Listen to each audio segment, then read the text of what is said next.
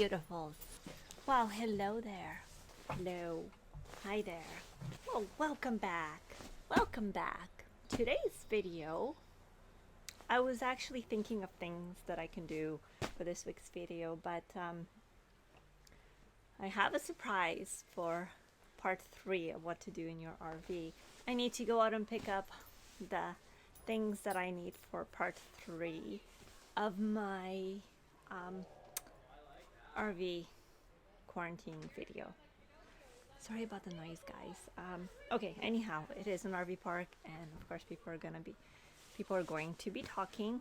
So what we're gonna do today is look through my tennis bag. Yes,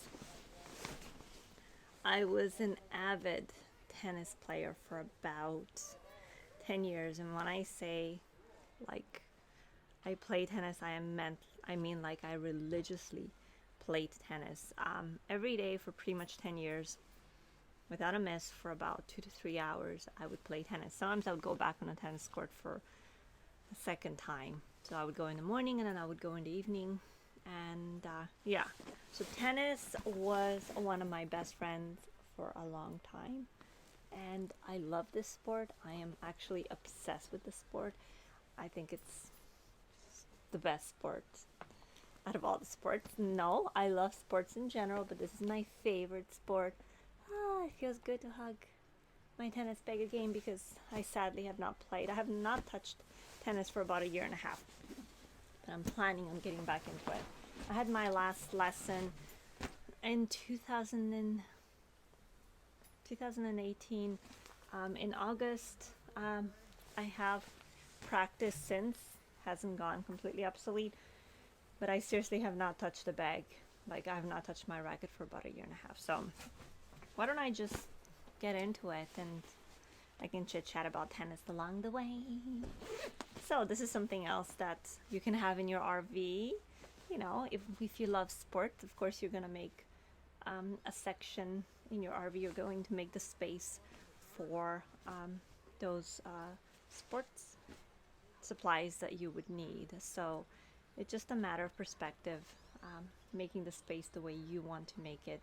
What's really important to you in an RV, because you do downsize. Like I downsized from a huge condo, a 2,500 square foot condo, to my bus, which is about 400 square feet. And I have actually never been happier than in my little tinier space. I love it. I would not go back to a big space, not anytime soon. So we're getting off topic, aren't we? Anyhow, let's just start. Okay. So guys, it's a Babolat bag. Let me just show you.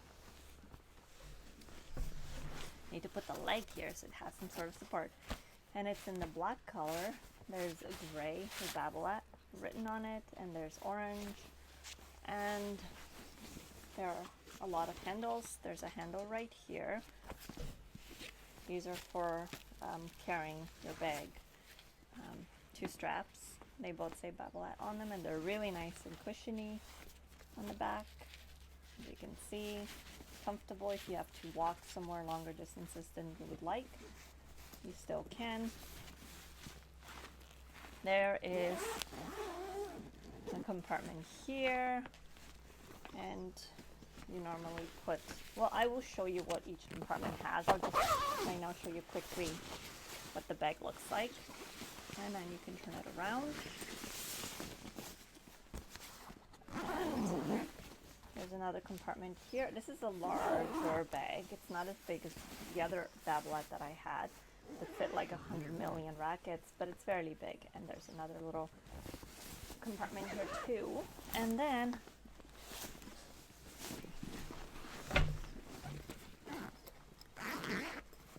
also a section here where you can put things.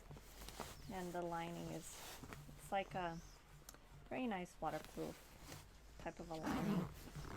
Water, dirt proof, and it has a little section here where it can breathe.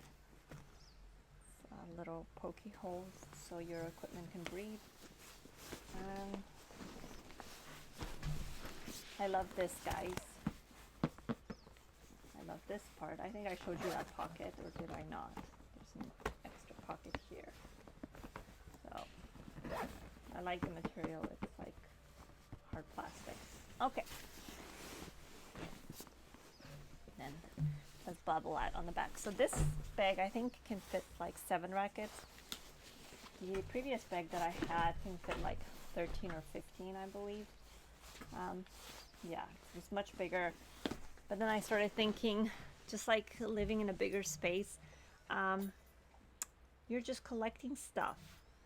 So I started, when I had a bigger bag, I just started carrying more things that I would probably have never used, and that's exactly what happened. So I downsized to a smaller bag. Way before I moved out of the condo. It had nothing to do with my move into the motorhome. Okay. So let's get going. So with the first compartment here. Yeah, it has a lot of stuff. It's what I'm talking about, but I have everything in this one too. Okay, let me just show you. Okay, we'll take out everything one by one, but there's a lot of little knick and knacks, is that what they say? Okay, let's begin. Wondering where I can... Okay, let me put it up like this. Okay, so what I have here is... I bought this if I get injured, that I can wrap myself up and stuff. That's actually what I bought it for my feet as well, for my toes. Yeah, so it's like really thin type of material. You just wrap it around and it does stay in place very well. Okay, I have some garbage bags. I actually, they're not garbage, they're just bags, like shopping bags, just in case maybe like I happen to go, shopping while I'm playing tennis. This is what I'm talking about, okay? Like, oh, it almost fell off the ledge. Exactly what I'm talking about. But anyhow, move on. Okay, I was constantly getting blisters because I was a pretty hardcore player. Yeah, I hit the ball really hard, so I was constantly wrapping up my fingers. I had blisters basically in all my fingers. It was awful. Awful, but I felt proud of myself because I'm playing really good, or at least I thought so. Another shopping bag because, you know, I might buy more than one shopping bag's worth of groceries. When you play tennis outside all year round, you find alternative ways to kind of keep warm. And most of the gloves you cannot play tennis with, but I found these ASICs that have like this slip-proof writing on it, and it actually grabs to the tennis racket quite well. I still hate playing with gloves. Despise it. Okay, this is from ASICS as well, and this is for your hands. Actually, you wear it if you're like wearing a t-shirt, or if you're wearing a long sleeve tight top and you want some extra warmth. This is once again in the fall and winter. You can put this on. I don't know why. I have no comment for that one. Okay, I have a lot of little bags here. So in this one, this little compartment, I have tons of hair stuff. Like when I play tennis, I need one of these because, telling you guys, the frizz from my hair touching against my face when I'm playing tennis drives me crazy. So I always need like a hairband to pull my hair back. And not only do I have a lot of hair bands, but I have a lot of hair ties because I tend to break them. They just break. Another little cutesy. It's from Estee Lauder. I think I got these cute little makeup bags when I was purchasing something, and they kind of throw it in with the gift with purchase. Cotton swabs. I don't know why, I just do. I thought everybody needs to have cotton swabs.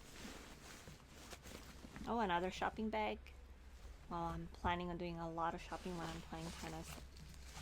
This, guys, is if you if your elbow is sore, tennis elbow, which I've had several times, and you would kind of wear this for support. Oh, trust me, when you get injured playing tennis, it's really painful. Okay, it's another little cosmetic bag, and inside this one, actually, this is useful. I have little alcohol swab wipes. So just in case those blisters happen to become really ugly and I need to clean them, that's what I would use. Another shopping bag. Definitely buying a lot of stuff. Another shopping bag. Those are cuter. Okay.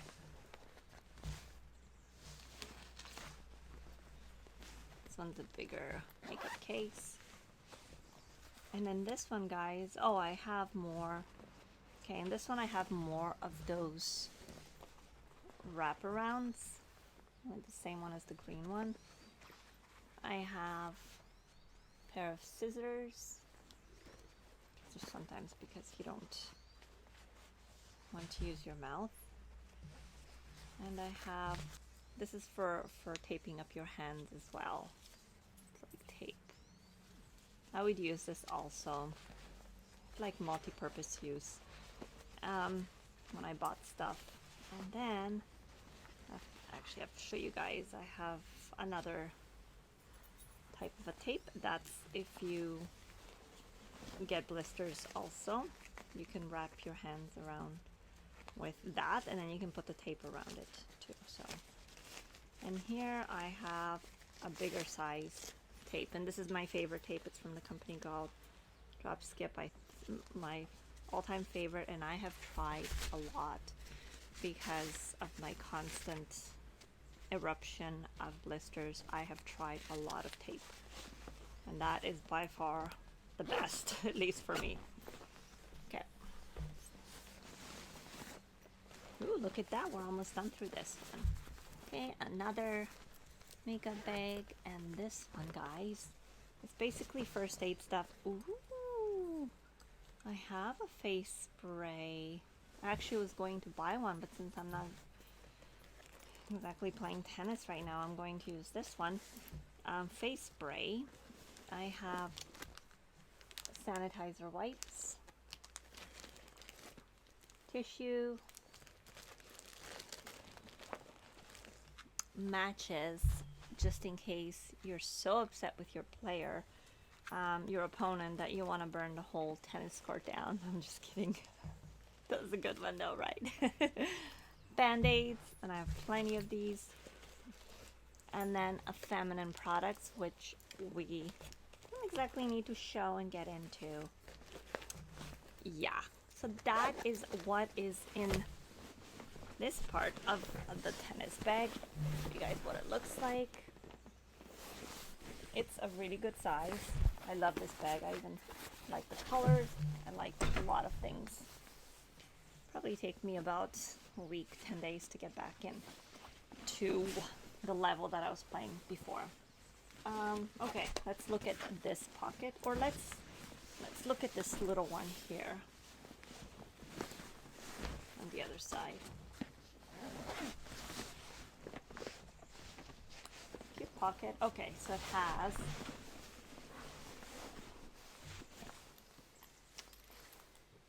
another. I'm really big into organization. This is just doggy bags.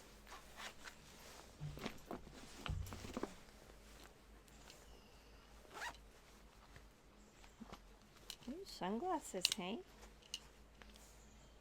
Ooh, I actually like these sunglasses. Ooh.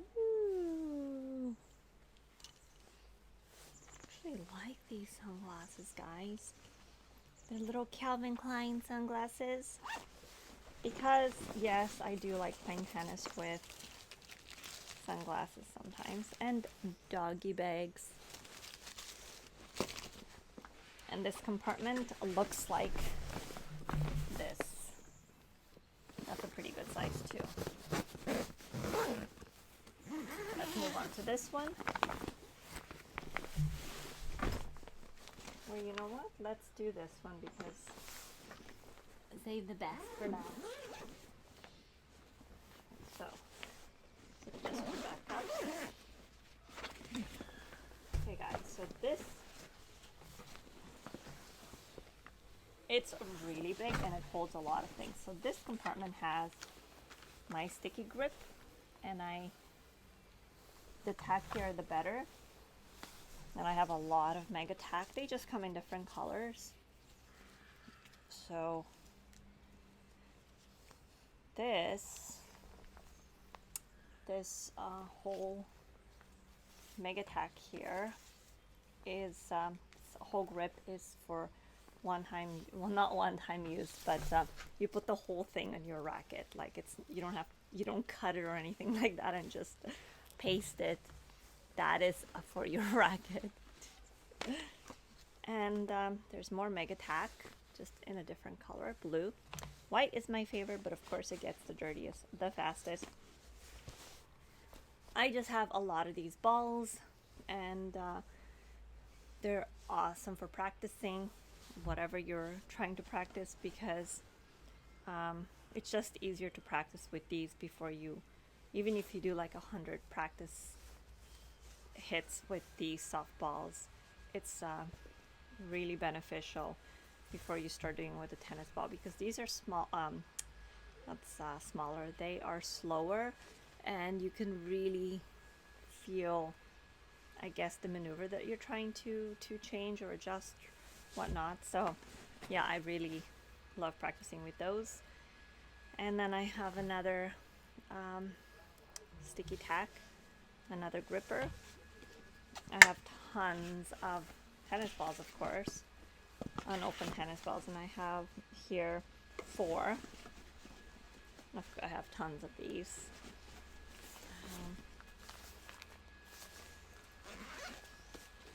And then this makeup bag here, I probably would have to throw a lot of this out because it's kind of old now, and replenish it with like newer stuff. But I have things like Daily Energy and like it's all stuck together, Emergency C, the lollipop is stuck together. I have some lollipops, those organic lollipops. I have Amazing Grass packets.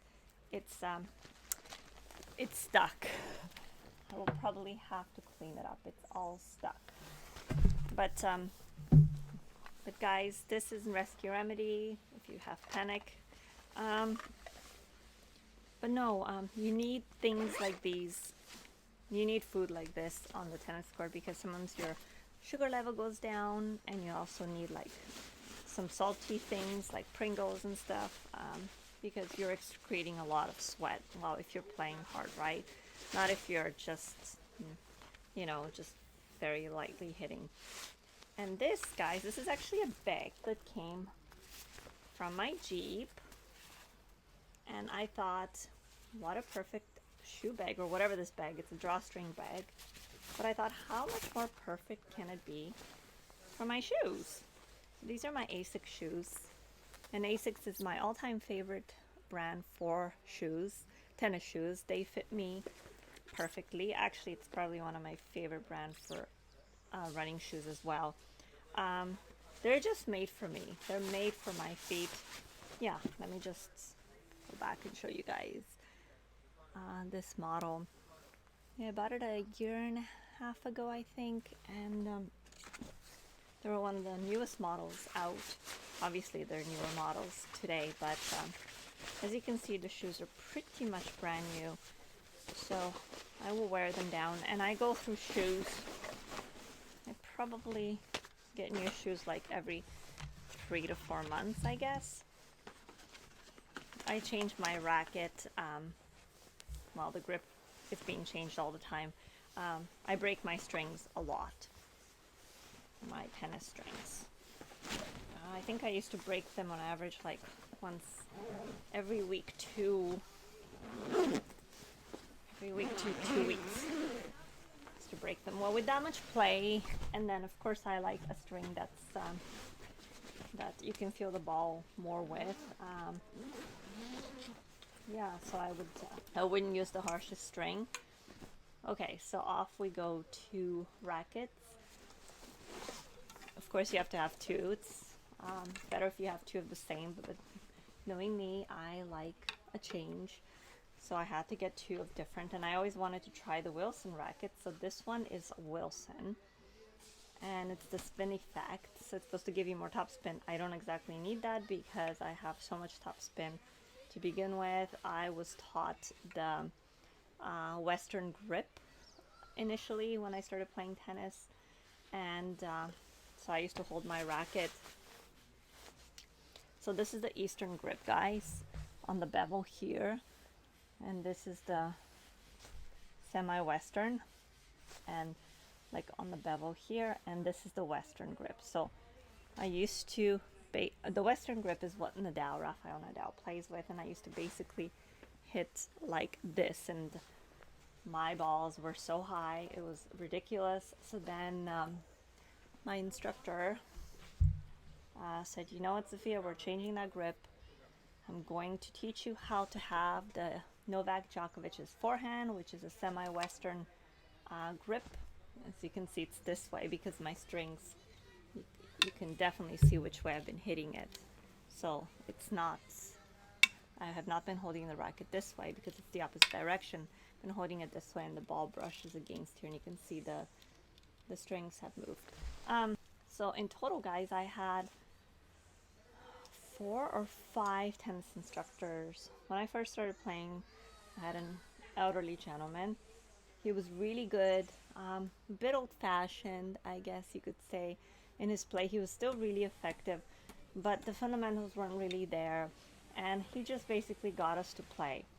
And then I started being coached by the most amazing tennis player. He used to play pro, and then he was injured, and his injuries kind of kept him back. He still continued to play, but not at the high challenger level. He used to play more at the open level. So how did it go? There's open. There's something between open and challenger. Oh no, there's open, futures, challenger, and professional. So yeah, so my coach used to play challenger. He was almost a pro. His serve is like brutal. I think it's like 130 miles per hour. It's beautiful. His technique is like perfect. It's absolutely perfect. So yeah, when I saw him on the tennis court initially, I thought to myself, well, that's the person that I want lessons with. And not long thereafter, he became my coach. And the way he taught me was he basically made everything looked ugly before it looked better. So if I was, say for example, if I was holding the racket back too much, if I was going too far back, he would basically just, when I'll be on the tennis court practicing with someone, he would make me just go up to here and then hit. He wouldn't want me to go a single inch back because he wanted me to always over exaggerate so I can fix whatever needed to be fixed.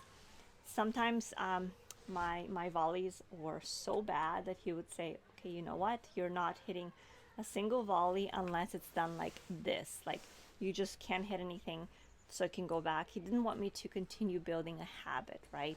So he would, or for the backhand, he would sometimes tell me, okay, you just start hitting from here and that's it. Like, do not extend it back, just from here to get this motion from here. And I would do that for weeks, guys. Like, I would, everything that he told me to do, I would do it to a T for weeks. Like, I was really obsessed with fundamentals. I was crazy about it. I wanted the technique to perfect it. And I had an amazing teacher. So he was my teacher. Then I had another instructor for a short period of time. Didn't really work out with him. He used to play pro too, and then he was injured, but nothing on the standard of my other teacher. And then I had another teacher near the end, and he did not teach me as much technique. He taught me more about tactics on the tennis court.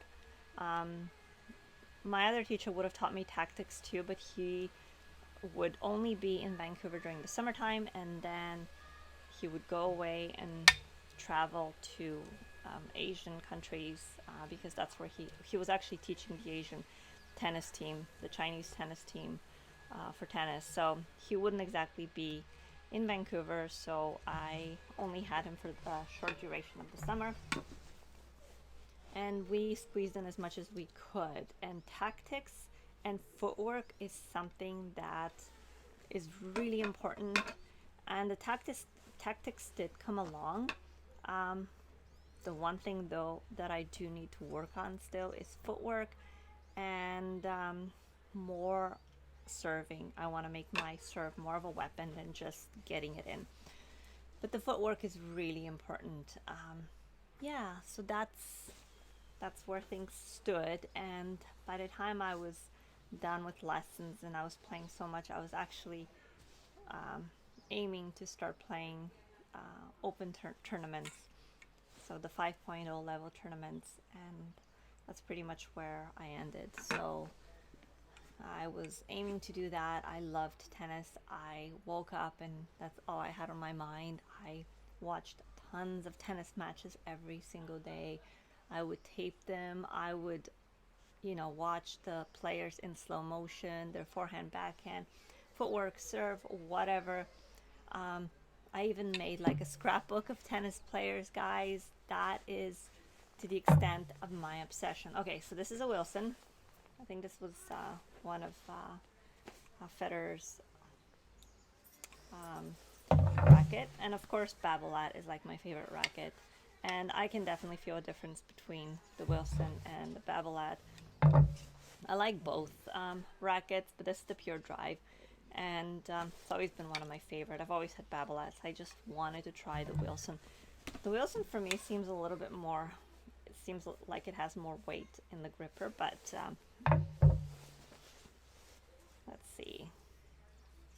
I had these all memorized, but of course, I'm playing for a year and a half. You don't exactly think about this anymore.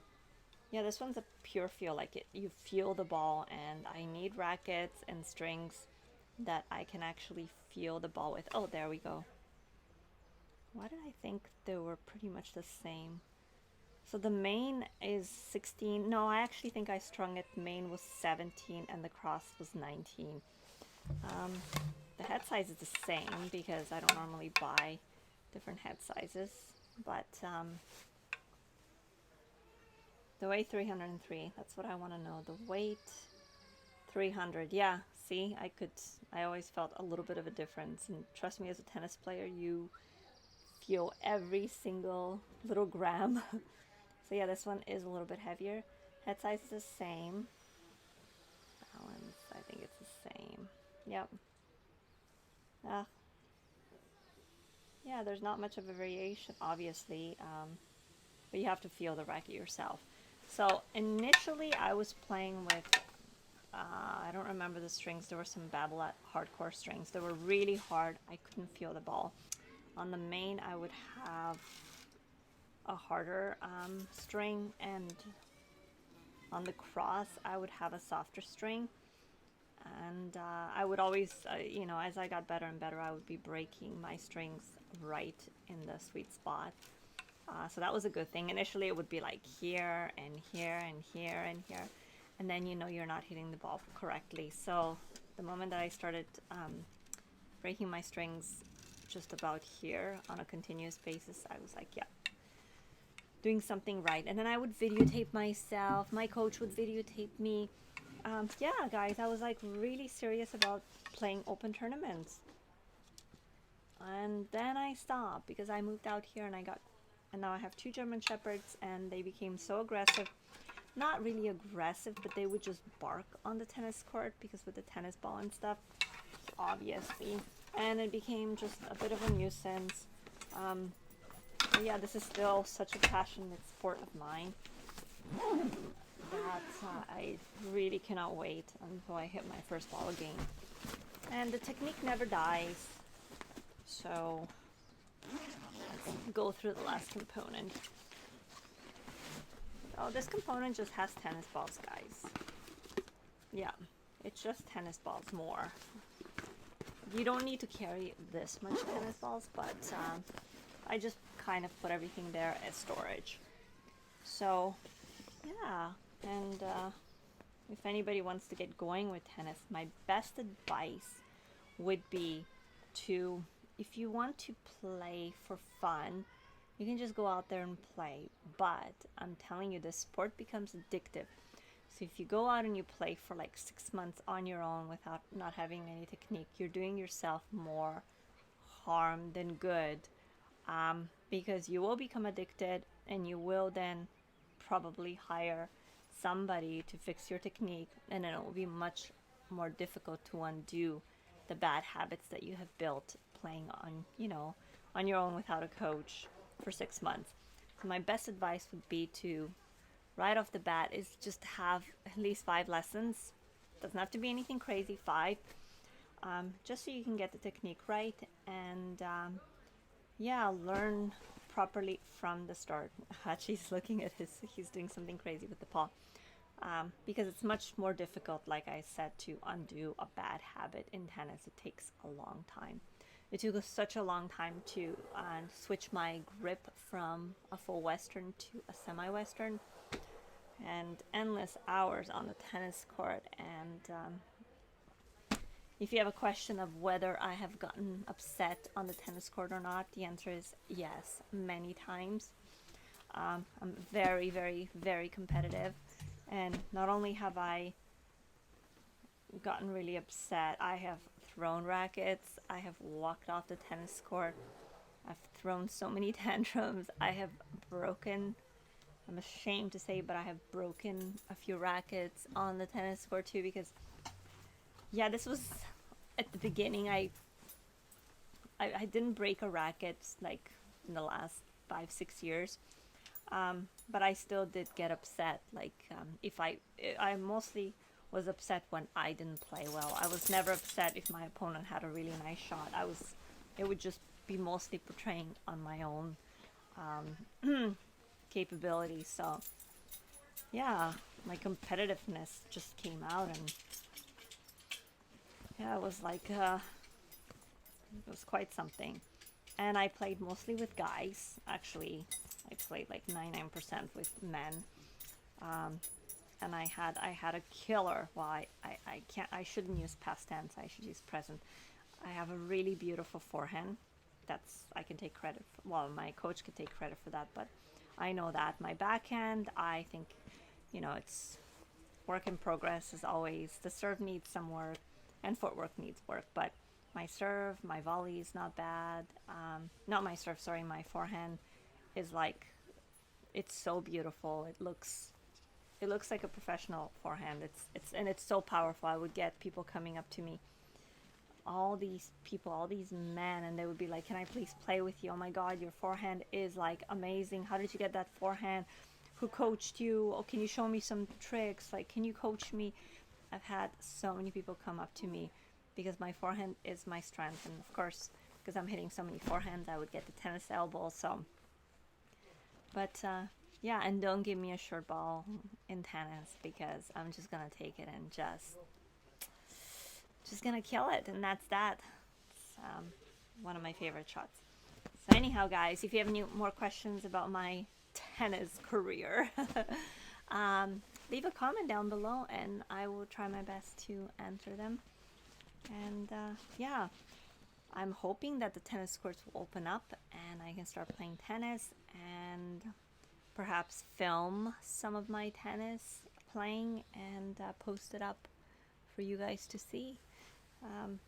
But I won't be doing it within the first 10 days of getting back into tennis, because I don't know what that's gonna look like. But yeah, it's probably 2 weeks later. Give it some time. Let's relax now. And yeah, so that was it, guys. I would tennis every day of my life, rain or shine, snow, ice, whatever. I played indoors, out, mostly out.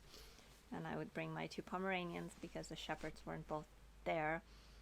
And yeah, come out with my handbag, this, my water and a whole bunch of snacks and just sit there and play for hours, take turns, whatever, with different people. Different people provide you the opportunity to play with different kinds of styles, and of course I always wanted to play with people that had technique, right? But most of the people on the tennis courts don't have technique because they just want to have fun, and that's completely fine. But believe it or not, guys, some of those people that don't have technique are more difficult to play against than the people that play proper. Let me just tell you that. Like, I had some good rallies. Oh, I've had, like with my last coach, I played with him all the time, and we even played like 1 to 11 or something, things like that. And there are quite a few times that I actually beat him playing. Yeah, for me it's easier to play with somebody who has a proper technique than with somebody who does not have any technique, because their balls just go anywhere, and it's just so unusual, and then they have like these weird spins and stuff. So you really have to be like, really expect everything from those people. There's nothing that flows within the game with those people that don't really have much technique. Yeah, so, but if you want to play, you just play however way you want, and have fun. That's the most important thing, guys. Just have fun. Don't get mad on the tennis court. Don't get mad like me. I hope I'm not mad anymore when I go back this time. You know, I hope I just play for fun, but I have a feeling that my competitiveness will come out very quickly, and I will try to kind of, you know, keep my cool, yeah, and progress with that, because when you're upset playing tennis, you actually don't get anywhere. You're not gonna win because you're too mad to win. Just put it that way. Okay, so hope you enjoyed it, and me and Babolat are gonna say goodbye. No, I can sleep. I can sleep with him because I missed him or her. Well, talk to you guys later. Bye.